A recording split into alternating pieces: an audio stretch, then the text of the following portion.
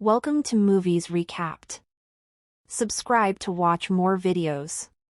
It seems to be another normal day in the city until suddenly a traffic jam causes a commotion among the local drivers. A businessman has suddenly stopped his car in the middle of the street because for an unknown reason, he's gone completely blind.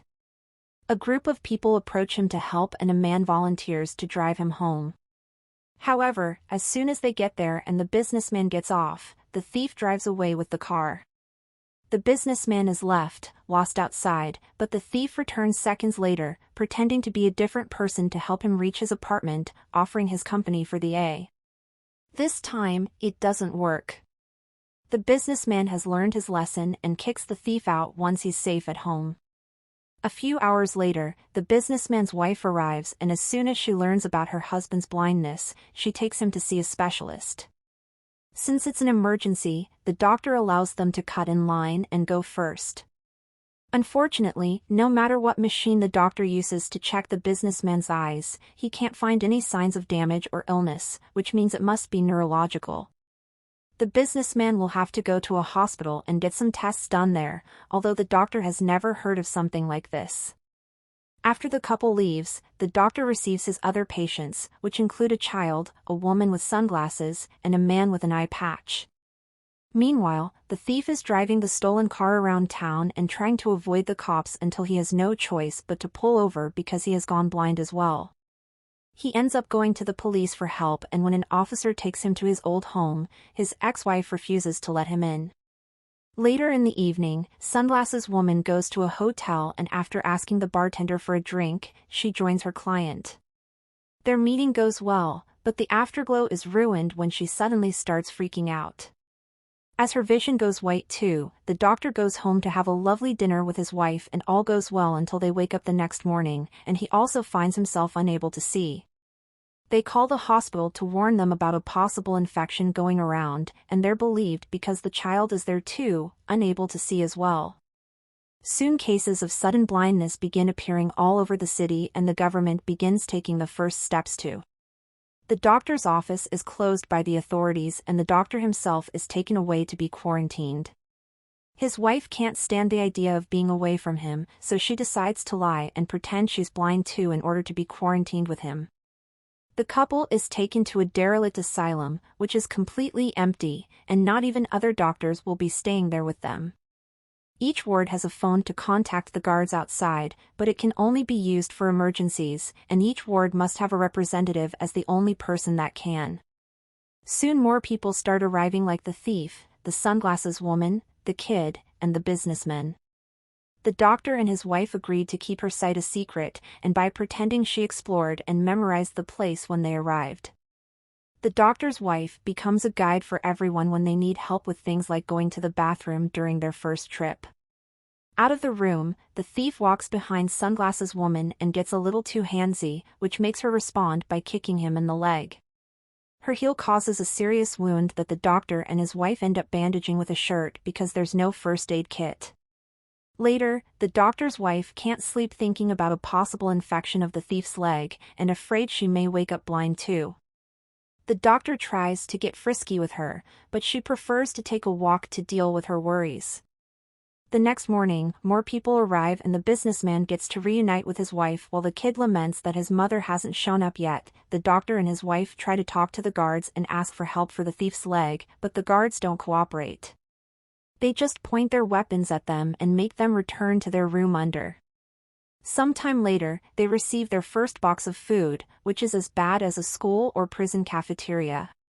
There's also not enough of it.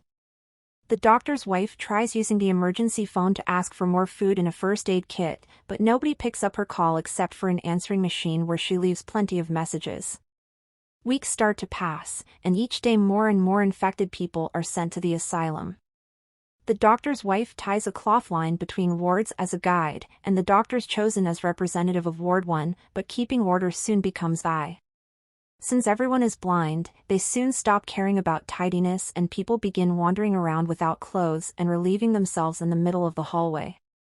The businessman tries to keep his mood up by chatting with his wife about their young days, but his wife can't stand to even think about happier times. One afternoon, the doctor's wife hears a noise and discovers Eye Patch.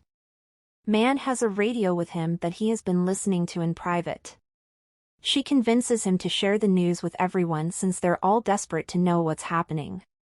Eye Patch Man explains that there aren't many stations left, but he got the general gist of it. The first 24 hours, there were hundreds of cases which the government simply solved by sending the blind people to the asylum and asking everyone else to stay home. Then the general public had to watch how specialists around the world got together to have conferences where they used lots of words to just say they didn't know what was going on. Soon even the specialists got infected and the sickness began appearing overseas. People got tired of waiting at home and tried to go outside, but soldiers were on watch and arrested anyone breaking the city became chaos, especially because car crashes kept happening and even planes began to fall as well. Citizens began getting scared and decided to stay home after all. So now the city is a desert and the government is doing nothing about it because they're blind as well. Days later, a huge group of infected people is brought to the asylum, and the soldiers show how vicious they've become by shooting a man for simply getting off the line by accident. The sound of the gunshot triggers people's panic, and everyone rushes inside by pushing each other without a care and even breaking The worst part is the soldiers don't even come to pick up the body hoping they can bury it themselves. The doctor's wife requests a shovel, which the soldiers throw in the middle of the yard without moving from their towers. Since the doctor's wife is still pretending to be blind, she asks for directions and the soldiers mess around with her until she finds the shovel and gives them the finger. Meanwhile, the doctor is trying to communicate with the representatives of the other wards to coordinate the burials.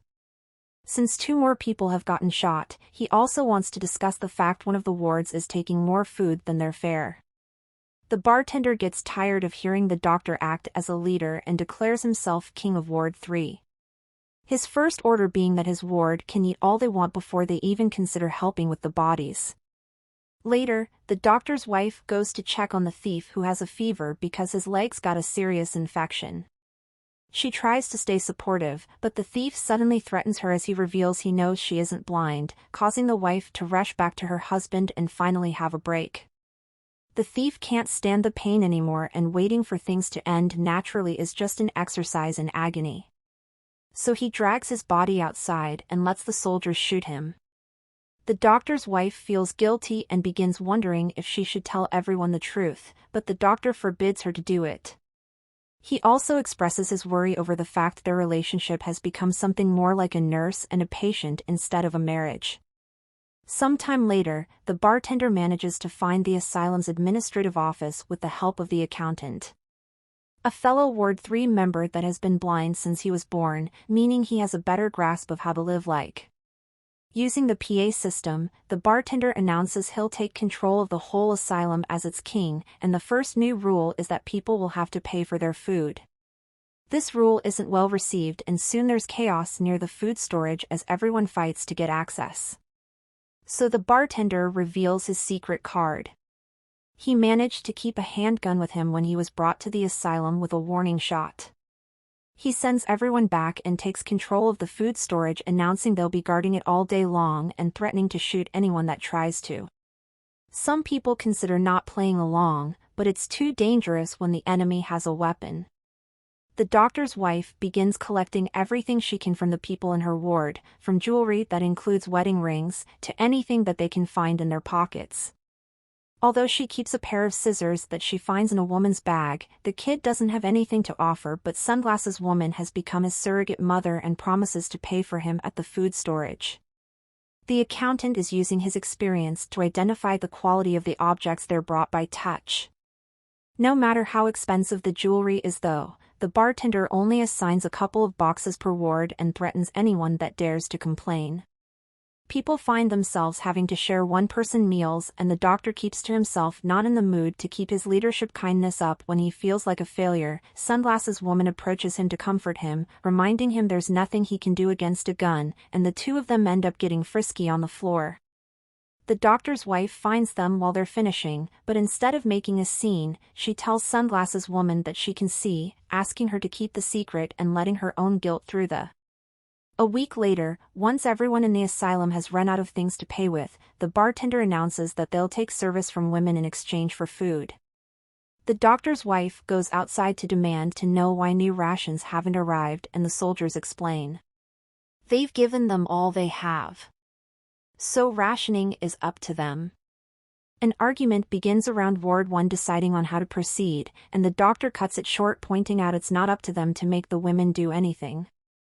If anyone wants to volunteer, it's up to them, but there won't be any judging or pressure from anyone. After lots of thinking, one of the women finally volunteers, inspiring others like the doctor's wife and Sunglasses women to do the same.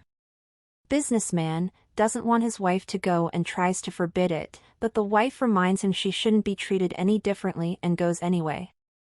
The accountant comes to pick the women up and takes them to the food storage room where they have the worst night of their lives. The guys are vicious and violent, and one of them goes so far with the manhandling that he kills one of the.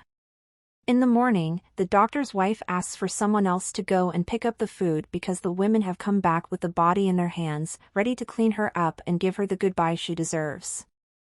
Later that day, the accountant checks a different ward for more volunteers, and he even has the nerve to come to Ward 1 to congratulate them on a job well done, even if one of them didn't move much.